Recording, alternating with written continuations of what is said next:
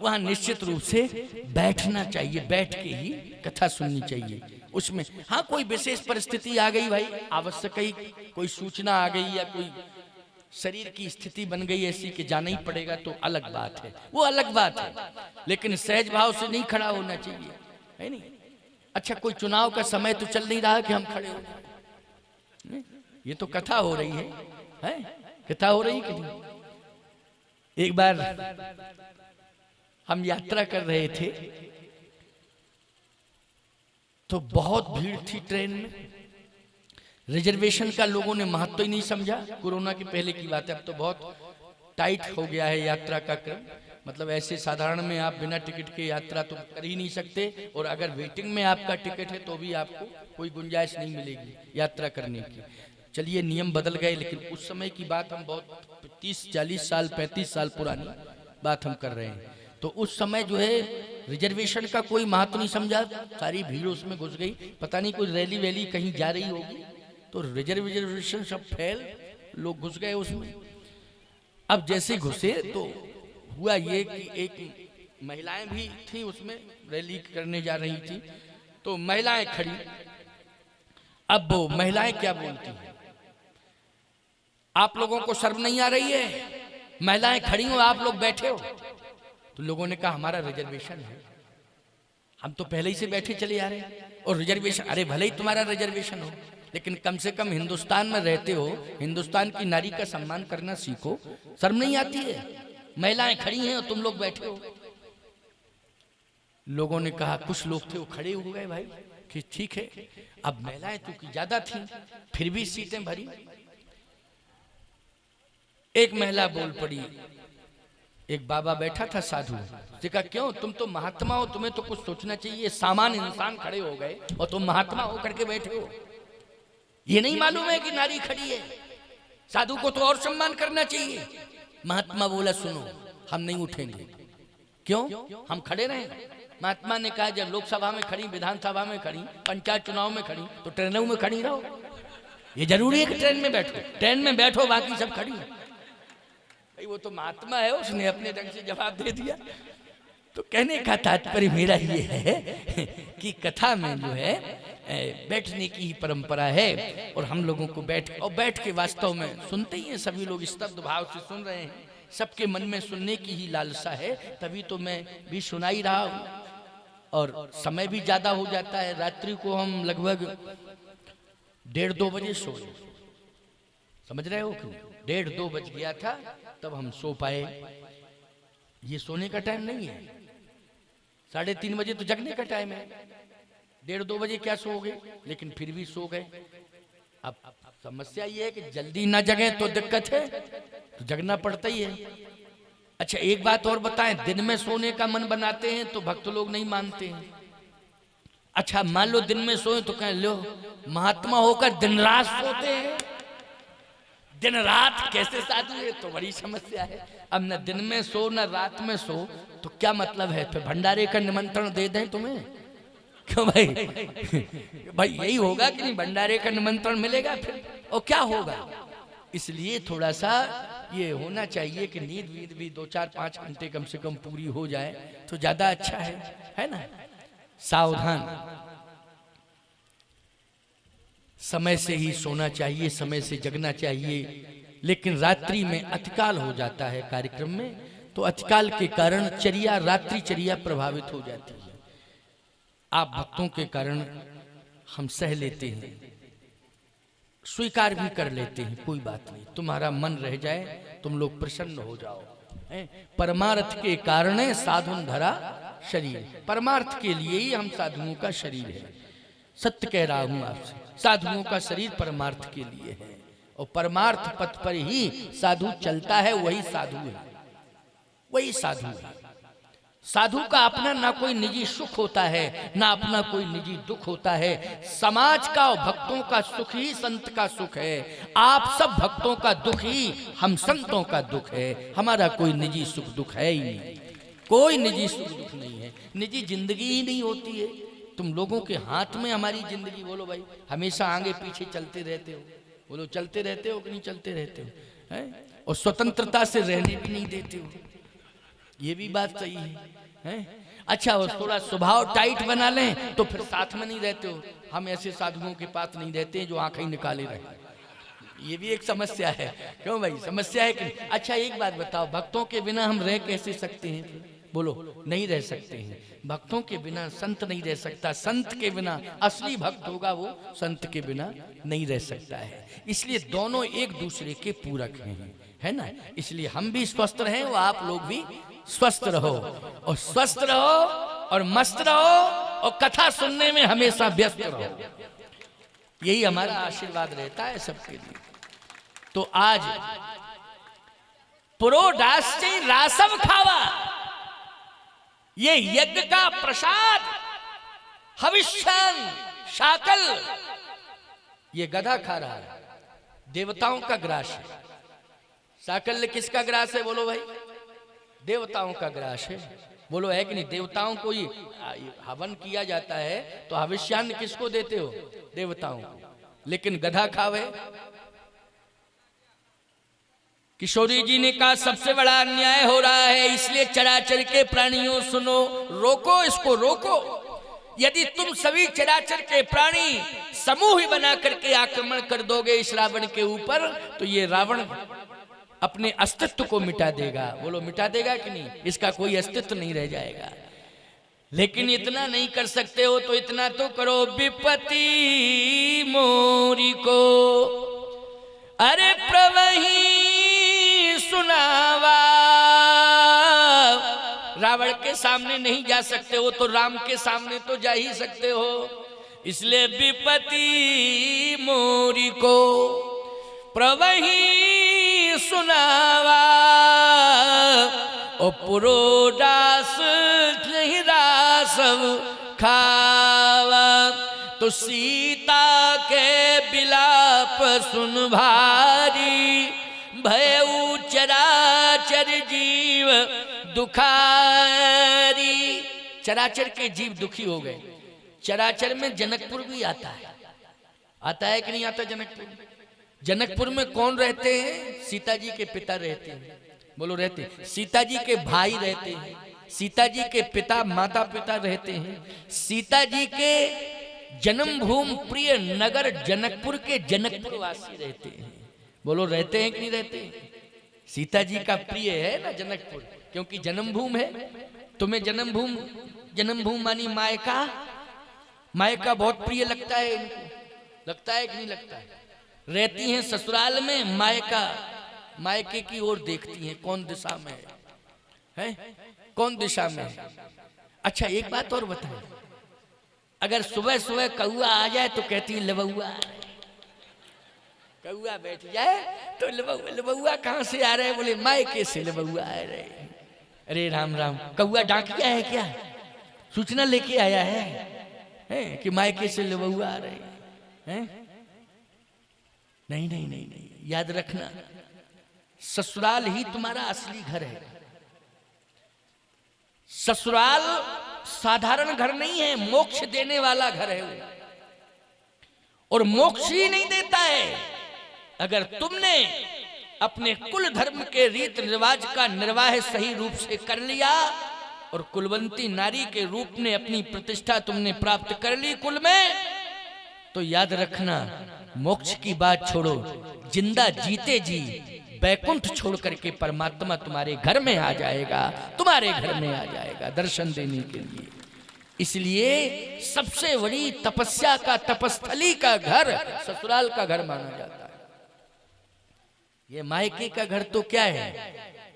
ये तो एक प्रकार से मायका एक धरोहर के रूप में तुम वहां रही हो, पिता के पास। किसके रूप में रही हो? धरोहर के रूप में। बस कुछ समय तक के लिए धरोहर होती है, हमेशा के लिए नहीं होती। बोलो, हमेशा के लिए नहीं होती धरोहर, कुछ समय के लिए धरोहर होती है। इसके बाद जब समय पूरा हो जाता है तो धरोहर वापस करनी पड़ती है। जिस घर की होती है वहीं भेजना पड़ता है। वो विधि का विधान होता है। बोलो, किसका विधान होता है? वो विधि का विधान होता है। ब्रह्मा आदेश देता है कि समय पूरा हो गया, भिजवाइए। तुमको तो केवल मैंने धरोहर के रूप में भेजा था, इसलिए तुमने रक्षा की, अब जाकर के भिजवाइए आप। तो फिर भिजवाया ऐसे नहीं जाता है, गवाही ढूंढे जाते हैं, इसलिए रिश्तेदारों को बुलाया जाता है, समाज के लोगों को बुलाया जाता है। देखो भैया हम भेज रहे हैं कि नहीं भेज रहे हैं, भेज रहे हैं कि नहीं भेज रहे हैं, देखो भेज रहे हैं सबको बुला करके। क्यों भाई, सबके बीच में चोरी छिपे नहीं। इसलिए कहता हूं कि चोरी छिपे ये विवाह नहीं होते हैं, न करना चाहिए, और न ये विवाह की परंपरा है। समाज को साक्षी करना चाहिए, ब्रह्मा को प्रसन्न करने के लिए अग्नि को साक्षी करना चाहिए, बोलो करना चाहिए कि नहीं। और लोक रीत में समाज को साक्षी करना चाहिए, और आध्यात्मिक रीत में ब्रह्मा को प्रसन्न करने के लिए अग्नि को साक्षी करना चाहिए, वेद मंत्रों को साक्षी करना चाहिए। इसलिए विवाह में यज्ञ वेदी बनाई जाती है, मंडप। ये मंडप क्या है बोलो, यज्ञ वेदी है, बोलो है यज्ञ वेदी कि नहीं। इसलिए साक्षी किया जाता है, समाज को भी मंडप के नीचे बुलाया जाता कि देखो भाई, और मंत्रों के द्वारा देवताओं को भी बुलाया जाता है कि देखिए हमारा जो कर्तव्य था वो मैंने पूरा किया। अब मैं धरोहर को जहां आदेश मिला है वहां भेज रहा हूं। आदेश किसके द्वारा मिला है बोलो, जन्मांक ने आपको संकेत दे दिया कि नहीं दे दिया कि लक्षण मिल गए हैं, गुण मिल गए हैं, इसलिए अब यहीं पर तुम्हें विवाह करना है अपनी बेटी का, अपने बेटे का। इसलिए इस परंपरा का हमें निर्वाह करना चाहिए, क्योंकि विवाह है हमारे यहाँ क्या है, संस्कार है। विदेश में विवाह संस्कार नहीं है। भारत के अलावा अन्य जितने देश हैं उनमें विवाह को समझौता कहते हैं। क्या कहते हैं, समझौता। लेकिन भारतीय संस्कृति में, भारत देश में जो सनातन धर्मावलंबी हैं वो विवाह को समझौता नहीं मानते हैं, विवाह को क्या मानते हैं, संस्कार मानते हैं। इसलिए माताओं तुम्हारी बहुत बड़ी जिम्मेवारी है, बहुत बड़ा दायित्व है तुम्हारा। इसलिए आज सीता जी को कितना कष्ट हो रहा है कि पुरोडाश्चय रासव खावा, लेकिन जनकपुर के लोगों ने आवाज सुनी, महाराज जनक ने सुनी आवाज, महारानी सुनैना ने भी आवाज सुनी। मैं कहता हूं कि जनकपुर में क्या चराचर में कोई ऐसा प्राणी नहीं था जिसने आवाज न सुनी हो। भयो चराचर जीव दुखारी, लेकिन आवाज कहां से आई, मदद की आवाज, मदद की आवाज आई है गुफा से। गीधराज सुन आरती बानी,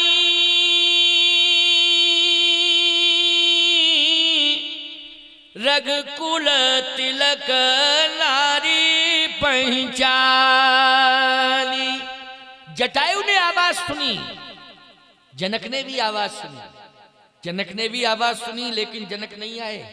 जटायु ने आवाज सुनी तो जटायु आया, बोलो आया कि नहीं आया। और जनक ने भी सीता जी को पुत्री माना, और जटायु ने भी सीता जी को पुत्री माना।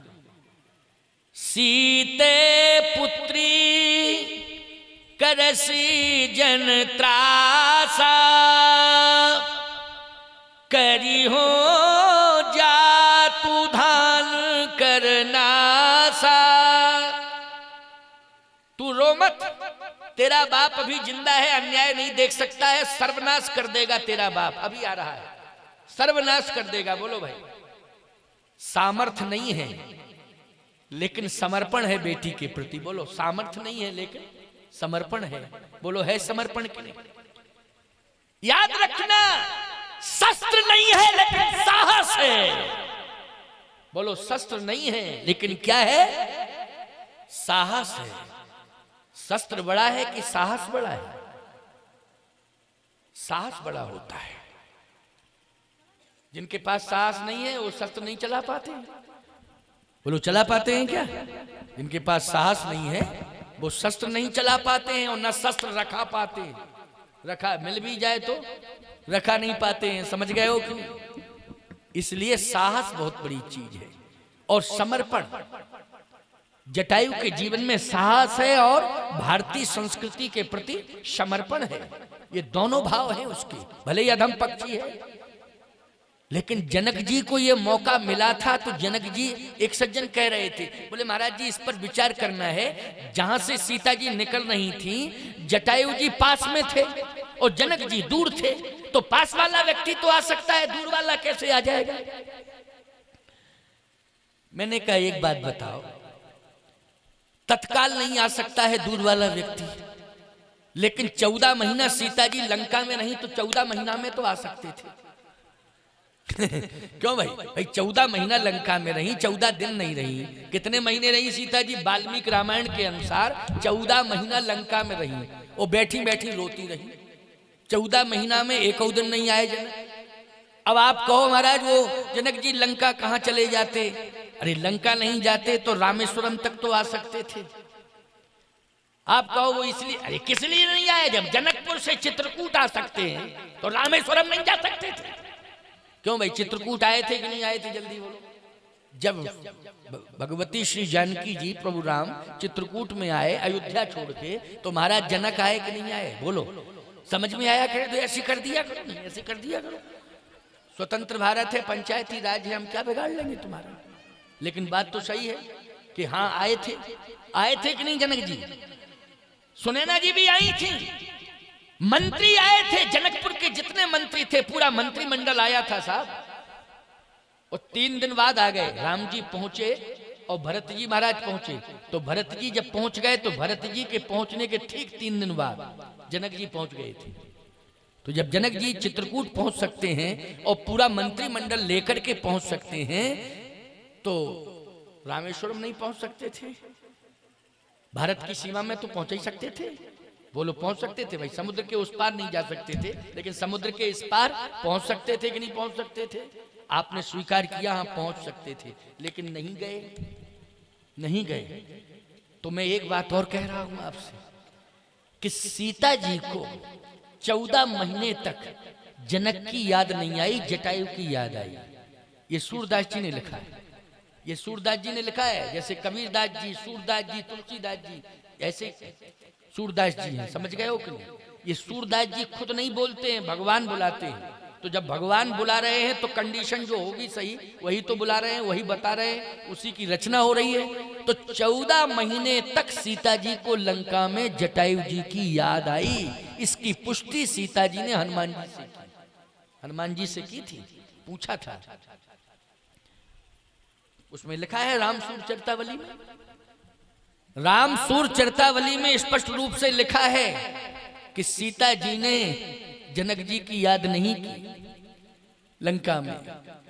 सीता जी ने जनकपुर वासियों को याद नहीं किया। सीता जी ने अवधपुर वासियों को भी याद नहीं किया। सीता जी ने देवताओं को भी याद नहीं किया। सीता जी ने तो हनुमान जी से यही कहा कि एक बात बताओ। क्या बता सकते हो? हाँ कहो कपी कहीं भांति जटायु। सीता जी कह रही है हे कपिराज, हे हनुमान, ये बताओ जटायु कैसे? इसका मतलब याद आ रही कि नहीं आ रही? जटायु कैसे हैं? संकट में जब नारी फंसती है तो सबसे पहले पति की याद आती है। आती है कि नहीं? और पति यदि अक्षम है तो फिर पिता की याद आती है। और जब पिता भी अक्षम हो जाए तो फिर परम पिता की याद आती है। बस 3 की ही याद आती, पति, पिता और परम पिता। क्रमशः है ये। पहले तो पति की ही याद आती है। जब कष्ट में है तो किसकी याद आती है? पति की। अच्छा पति ही कष्ट दे तो पिता की याद आती है। क्यों भैया? पति ही कष्ट दे तो पिता की याद आती है। और पिता भी असमर्थ है या दुनिया में नहीं है, मालूम चला गया, या फिर असमर्थ है, तो फिर किसकी याद आती है? परम पिता की याद आती है। लेकिन सीता जी को तो जटायु जी की याद आ रही है। सूरदास जी के मत से किसकी याद आ रही है? जटायु जी की याद आ रही है। इसलिए हनुमान जी से पूछ रही, कहो कपी कहीं भांति जटायु। हे कपी, ये बताओ जटायु कैसे है? हनुमान जी रोने लगे। सीता जी ने कहा रो क्यों रहे हो? तुम बता नहीं सकते हो कि कहां है जटायु जी, कैसे हैं? हनुमान जी ने कहा मैंने देखा नहीं है, उनके बारे में सुना है। क्या सुना है? अच्छा जो सुना हो वो बताओ। हनुमान जी महाराज कहने लगे, जब मैं आ रहा था आपके पास तब अंगद ने चर्चा की थी। क्या चर्चा की? कहे अंगद विचार मन माही, ओ धन जटायु सम को नाही, राम काज कारण तनु त्यागी, हरिपुर गयऊ परम बड़ भागी। अंगद ने ये कहा, समुद्र के किनारे चर्चा की थी कि राम काज कारण तन त्यागी, हरिपुर गयऊ परम बड़ भागी। वो हरिपुर चले गए हैं। बस सीता जी ने, सूरदास जी लिख रहे हैं, उसी समय माथा पटक दिया पृथ्वी पर। हा जटायु हा जटायु हा जटायु हा पिता जटायु हा पिता जटायु कह करके सीता जी ने अपना माथा पटक दिया पृथ्वी के ऊपर। बोलो ईमानदारी से विचार करना, जटायु जी साधारण है क्या? ये कर्म के बल पर आज सीता जी रो रही हैं। किसके पीछे रो रही हैं? जटायु के पीछे रो रही हैं। बोलो है? आज दुनिया रोती है, अपने अपनों के लिए दुनिया रोती है, लेकिन सीता जी वो हैं जो जगत की पुकार को सुनती हैं और जो जगत का दुख होता है उसको अपने प्रभाव से दूर करती हैं। वो हैं सीता जी। लेकिन आज सीता जी स्वयं दुखी हो गई। किसके कारण दुखी हुई हैं? जटायु के कारण। माथा पटक दिया, रोने लगी। और फिर जब होश में हनुमान जी ने संभाला, सूरदास जी कहते हनुमान जी ने संभाला माता जी को, माँ माँ माँ दुखी मत हो, दुखी मत हो। तो होश आया सीता जी को। जब होश आया तो सीता जी फिर पूछती हैं, ये बता सकते हो कि मृत्यु के बाद उनका अंतिम संस्कार किसने किया? पशु पक्षियों का कोई संस्कार नहीं करता है। वो लोग करता है क्या? कौन करता है? और फिर ऐसे अधम पक्षी का संस्कार कौन करेगा? सोचो जरा। कहीं ऐसा तो नहीं है कि मरने के बाद दुर्दशा को प्राप्त हुए हों जटायु? अंतिम संस्कार किसने किया है? क्या बता सकते हो? हनुमान जी ने कहा, हाँ ये भी याद है। क्या? स्वयं भगवान राम ने।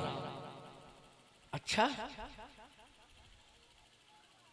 गोस्वामी जी कह रहे हैं, अविरल भगति मांग बर, गीध गयऊ हरिधाम, तहि की क्रिया जथोचित, निज कर कीन्ही राम। तहि की क्रिया जथोचित, निज कर कीन्ही राम।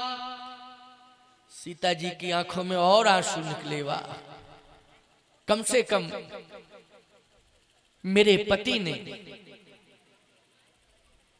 अगर मेरी रक्षा नहीं कर पाई तो मेरी रक्षा करने वाले को अपने हाथों में तो उठा लिया है, और हाथों में उठा करके अपना धाम दे दिया है। मुझे तसल्ली है कि मेरी रक्षा नहीं कर पाई, लेकिन मेरी रक्षा करने वाले, क्यों भाई, मेरी रक्षा करने वाले को हाथों में उठा लिया है। बस किशोरी जी कहती हैं कि मुझे विश्वास हो गया कि धाम में भेज दिया है। कहाँ भेजा है?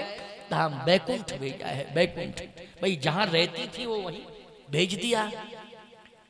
तो बेटी को ये पता चल जाए कि मेरा बाप सुरक्षित स्थान पर है। क्यों भाई, मेरा बाप सुरक्षित स्थान पर है, तो उस समय बेटी को सुख मिलता है। क्या? यह सुनकर के क्या मिलता है? सुख मिलता है। इसलिए सीता जी को सुख मिल गया। तहीं की क्रिया जथोचित निज कर कीनी राम, दुख दूर हो गया। हनुमान जी ने एक बात पूछी कि माता जी ये जटायु है कौन? हम अभी तक नहीं समझ पाए, क्योंकि चर्चा ही चर्चा सुनी है, लेकिन आपने तो स्वयं देखा है, वो है कौन? क्या किया ऐसा उन्होंने? तब सीता जी ने जटायु की कथा सुनाई हनुमान जी। देखो, दुनिया राम कृष्ण की कथा सुनाती है, बोलो सुनाती कि नहीं सुनाती है? लेकिन सीता जी जटायु की कथा सुनाती है, बोलो सुना रही है कि नहीं? जीव की व्यथा को स्वयं परमात्मा श्री जानकी जी क्या है? गिरा रथ जल बीच सम कहियत भिन्न न भिन्न, जो राम है वही सीता है, जो सीता है वही राम। राम सीता में कोई अंतर नहीं है। लेकिन प्यारे ध्यान से सुनना, समझने की कोशिश करना। तय की क्रिया जथोचित निज कर कीनी राम, जब ये सुना तो याद रखना सीता जी कथा सुनाने लगी। बोलो जटायु की व्यथा कथा बन गई कि नहीं बन गई? बन गई कथा। और याद रखना, संसार के सामान्य वक्ता अगर कथा कहते हो तो अलग बात है, स्वयं जानकी जी वक्ता बन करके और श्रोता हनुमान जी हैं। वक्ता कौन है? श्री जानकी जी। और श्रोता कौन है? स्वयं श्री हनुमान जी। हनुमान जी जैसा संसार में कोई श्रोता होगा और श्री जानकी जी जैसा कोई वक्ता होगा? बोलो भाई, जरा बता दो। लेकिन कथा किसकी सुनाई जा रही है? स्वयं श्री जटायु जी की। बोलो कर्तव्य में कितनी बड़ी क्षमता होती, कितनी बड़ी ताकत, परोपकार में कितनी बड़ी ताकत होती है। बोलो ये ताकत हम दिखा रहे हैं कि नहीं? सुना रहे हैं ग्रंथ के माध्यम से कि नहीं सुना रहे हैं? कितना बड़ा महाभाग बन गया कि श्रोता के रूप में हनुमान मिले और वक्ता के रूप में श्री जानकी जी मिले। ये जटायु की व्यथा क्या बन गई है? कथा बन गई है। इसलिए तुम्हारी व्यथा कथा बन जाए, इसके लिए जगत में रहकर तुम यदि कर सकते हो तो इन हाथों से अच्छा काम करो। क्या करो? अच्छा काम करो। इन हाथों से बुरा काम नहीं करना है, गलत काम नहीं करना है, अच्छा काम करना है। तो याद रखना तुम्हारी व्यथा क्या बन जाएगी? कथा बन जाएगी। ये शास्त्र का प्रमाण है। तो आज हनुमान जी ने जिज्ञासु बनकर के पूछा कि माता जी